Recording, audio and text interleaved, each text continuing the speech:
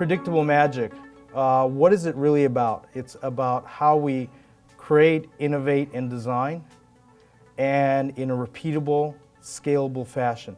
And it's interesting to see how things are changing and how the world is changing and how we all have to create and design and execute in a global economy and a global market. There are things that we see that are reflective of all people. So what have we been studying? We've been studying the design of the human condition.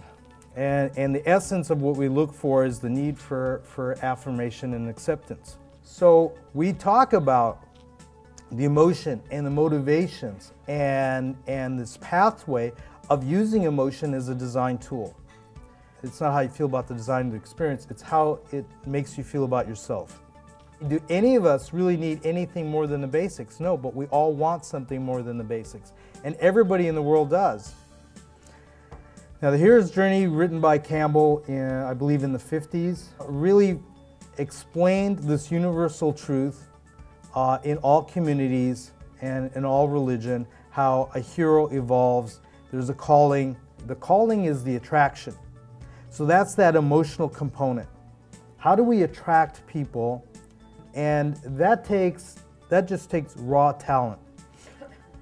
And once you start touching something, now you're getting even more feed to the brain, right? And things that we touch, I mean, you know, you meet someone, and if you don't shake their hand, it's amazing. The conversation's completely different than if you just exchange a touch.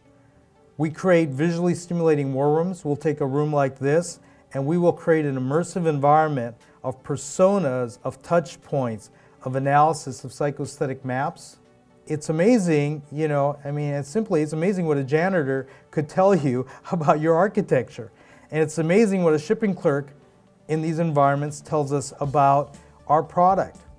We just took the hierarchy and we interpreted that and we put it into something that meant something to us as design.